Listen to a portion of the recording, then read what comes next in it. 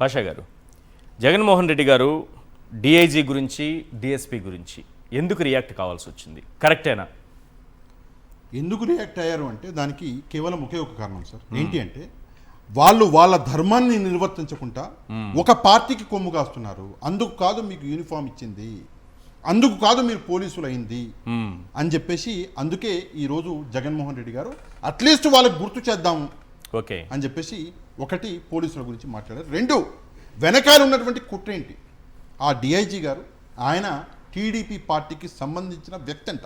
అంటే వాళ్ళ కుటుంబంలో ఎవరో టీడీపీ పార్టీకి సంబంధించిన ఎందుకు గరికపాటి రామ్మోహన్ రావు గారు రాజ్యసభ ఎంపీగా చేశారు కదా, చంద్రబాబు నాయుడు గారు ఆశీస్సులతో రాజకీయాల్లోకి వచ్చారు, రాజ్యసభ మెంబర్ అయ్యారు. తర్వాత చంద్రబాబు నాయుడు గారి ఆశీస్సులతోనే బీజేపీలోకి వెళ్ళారని చెప్తారు ఆయన గురించి.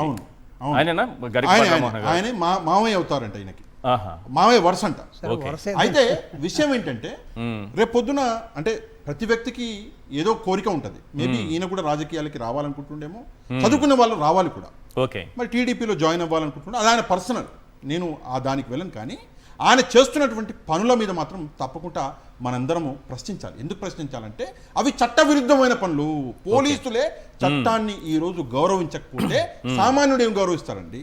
ఒకటి. రెండోది, పులివెందుల ప్రజలకి స్వేచ్ఛ వచ్చింది అని నిన్నటి నుంచి ఒక పథకం ప్రకారము ఈ టీడీపీ పార్టీకి అనుకూల మీడియా, పచ్చ మీడియా అంటాం ప్రేమగా మనం, ఆ పచ్చ మీడియా వాళ్ళు ఇదే వాదన, స్వేచ్ఛ వచ్చిందని. దేని స్వేచ్ఛ అంటారు? బెంగళూరు నుంచి ఒక మహిళ ఓటు వేద్దామని పులివెందులకు వస్తే ఆమె బెంగళూరు నుంచి ఇక్కడికి వచ్చేసరికి ఆమె ఓటుని గుద్దేశారు. పాపం ఆమె ఏం చేయాలో అర్థం కాక ఆమె వెళ్తుంటే, ఏంటమ్మా వెళ్ళిపోతున్నావు అంటే, నా ఓటు వేసేసారండి, నేను అంత దూరం నుంచి వచ్చినాను, నా డబ్బులు వేస్ట్ అయిపోయినాయి అని చెప్పేసి ఆమె కన్నీళ్లు పెట్టుకున్నది. ఎందుకు పెట్టుకున్నది కన్నీళ్లు? అభిమానం, జగన్మోహన్ రెడ్డి గారి కోసం ఓటు వేద్దామని వచ్చింది. ఇవి పరిస్థితులు. మరి ఇట్లాంటి పరిస్థితులు కల్పించిన పోలీసుల గురించి మాట్లాడకూడదా? రెండోది, పచ్చ మీడియా గురించి కూడా మాట్లాడాలి. ఏం చేస్తున్నారు అంటే ఏదో ఒక అంశం మీద ప్రజల్ని మభ్యపెట్టాలి.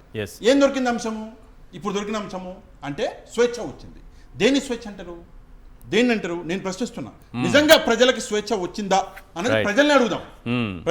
నేను అడిగాను ప్రజల్ని, డైరెక్ట్గా అడిగాను. ప్రజలు ఇచ్చినటువంటి సమాధానం ఇది. ఏమడిగారు? నేను అడిగిన ప్రశ్న ఏంటి అంటే, ఇక్కడ చూసుకుంటే పులివెందుల జెడ్పీటీసీ ఎన్నికల్లో టీడీపీ అవినీతి చేసింది అని ఆరోపణలు ఉన్నాయి. ఈ ఆరోపణలు నిజమని మీరు నమ్ముతున్నారా? మీరు పెట్టారా అని చెప్పి నేను ఒక పోల్ పెట్టా. 10,000 మంది ప్రజలు ఇమ్మీడియట్ గా రెస్పాండ్ అయ్యారు. 10,000. అందులో 90 పులివెందుల జెడ్పీటీసీకి ఓటేసేటటువంటి వాళ్ళు ఎంతమంది ఉన్నారు? మీ పోలింగ్ కూడా అంతమంది. అక్కడ 10,600, మీకు 10,000. 10,600 ఉన్నారు. ఆ 10,600 మనకి 10,000 మంది వేశారు ఇంతవరకు. ఇంకెంతమంది వేస్తారో తెలియదు. అందులో విషయం ఏంటంటే ఆ 10,000లో 97% మంది ప్రజలు ఏమంటున్నారు తెలుసా మీకు? అవును, అవినీతి జరిగింది. ఇక్కడ నేను చూపిస్తున్నా, లైవ్ గా చూపిస్తున్నా. అవును, అవినీతి జరిగింది. క్లోజ్ తీసుకునే అవకాశం ఉంది, అదేమన్నా ఒక్కసారి చూపించండి సార్. కొంచెం జూమ్ ఇన్ అవకాశం ఉంటే చూపించండి. 10,000 మంది ప్రజలంటే చిన్న విషయం కాదు కదా సార్? కాదు కదా? అవును. అక్కడ ఎంతమంది ఓటేశారో ఉంది. అవును. ఎంతమంది, ఎంత పర్సంటేజ్ ఏం చెప్తున్నారో ఉంది. 97% మంది ప్రజలు.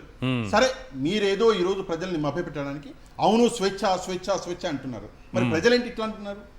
ప్రజలు ఎందుకు ఇట్లా అంటున్నారు? అసలు చెప్పవలసింది ప్రజలే కదా. అవును. అసలు అల్టిమేట్ గా అక్కడ ఏం జరిగింది అని చెప్పవలసింది ప్రజలే కదా. మరి ప్రజల ఆలోచన ఏంటి ఇట్లా ఉంది అంటే, మీరు మభ్య పెడుతున్నారు. మీరు ఏం చేస్తున్నారు?